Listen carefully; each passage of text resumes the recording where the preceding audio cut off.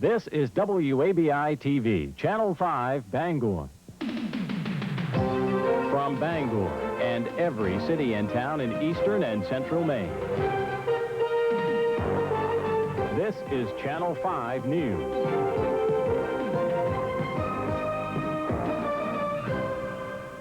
Good evening, everyone. With the war in the Persian Gulf now 1 week old, President Bush says Operation Desert Storm is right on schedule.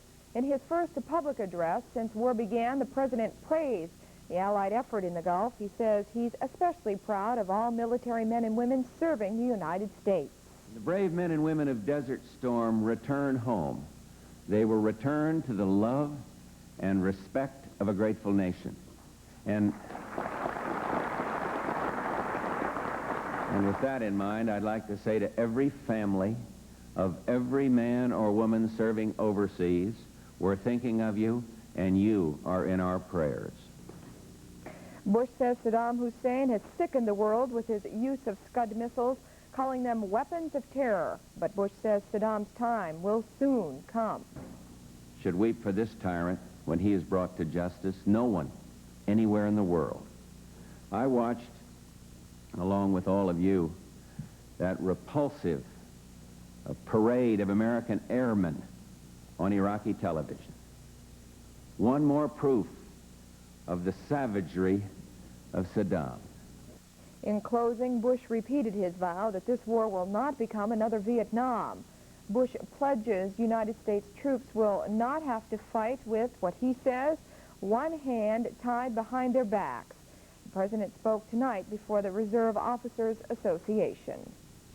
The two top Pentagon officials are also pleased with the progress of Operation Desert Storm. Defense Secretary Dick Cheney and Joint Chiefs of Staff Colin Powell held a lengthy news conference today. They said the United States-led air attack against Iraq has done enormous damage to Baghdad's troops. Our strategy to go after this army is very, very simple. First, we're going to cut it off, and then we're going to kill it. There may well be surprises ahead for us. No one should assume that Saddam Hussein does not have significant remaining military capability. We have to anticipate that he will try to use that against us.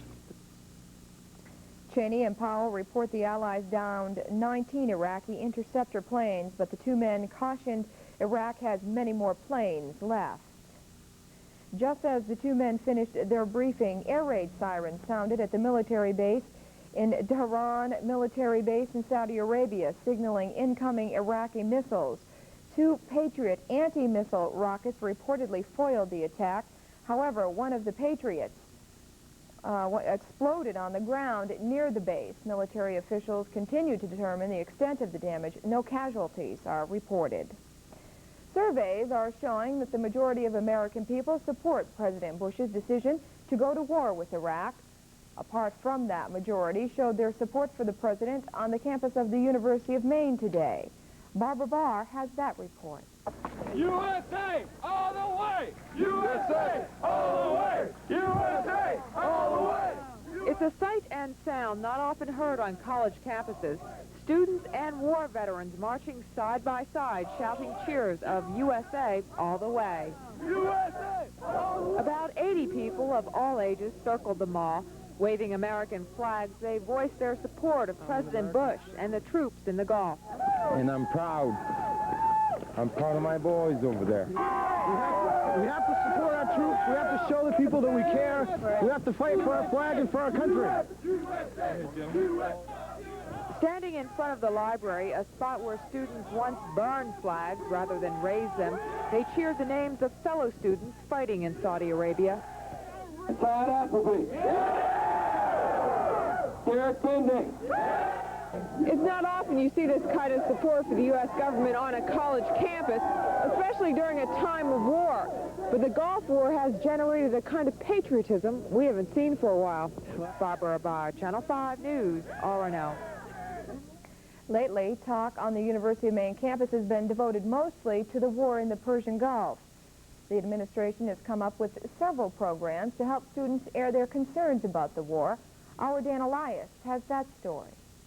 It's not the most appetizing topic, but at noon each day, people bring their lunches here to this room and talk about the war. Now, the people claim that they support the troops. They support our troops, but they don't support what they're there for.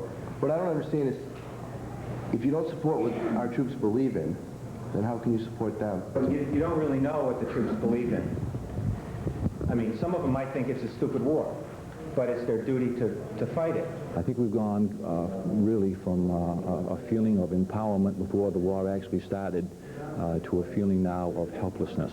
And we're trying to respond at those two levels. The discussions are one of many programs the university's sponsoring for students. Special displays in the Union post the latest news. People disturbed by that news can get counseling from clergymen. And the Memorial Room, a room dedicated to the dead of past wars, has been set aside for quiet contemplation. Dan Elias, Channel 5 News, Orono.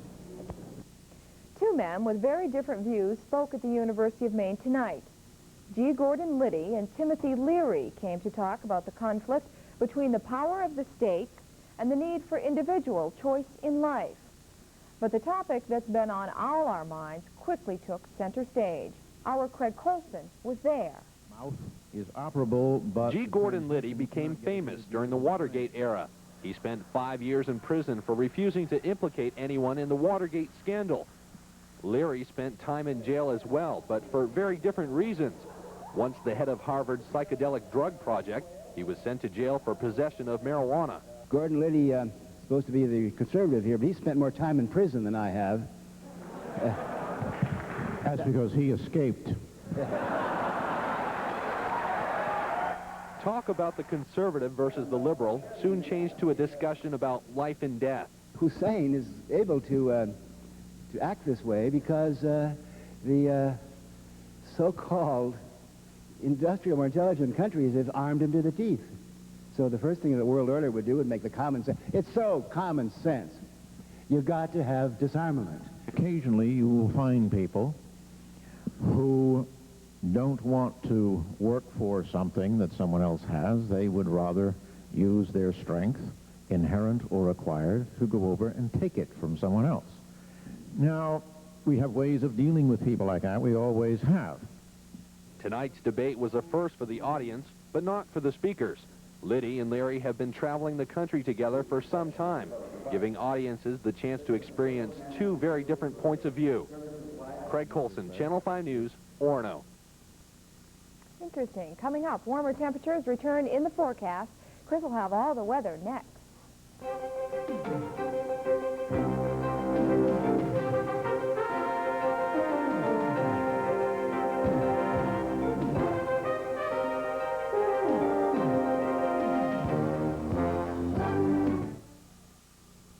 Both of our families have gone to Hammond Lumber for years, and they've always been very happy. So when my husband and I were ready to design our kitchen, we went to see Bill. He designed the whole thing for us. He showed us some cabinets, and he recommended KraftMaid, and we went with a KraftMaid and we're really happy with them. They're very well built. If we had it to do all over again, we would definitely go to Hammond Lumber.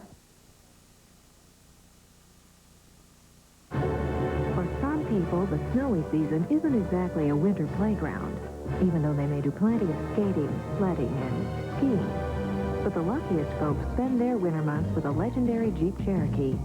Available on-the-fly four-wheel drive and anti-lock brakes help to put all that snow under control. Jeep Cherokee, one smart way to put the fun back into winter. Now get $700 cash back direct from Chrysler from your New England Jeep dealer.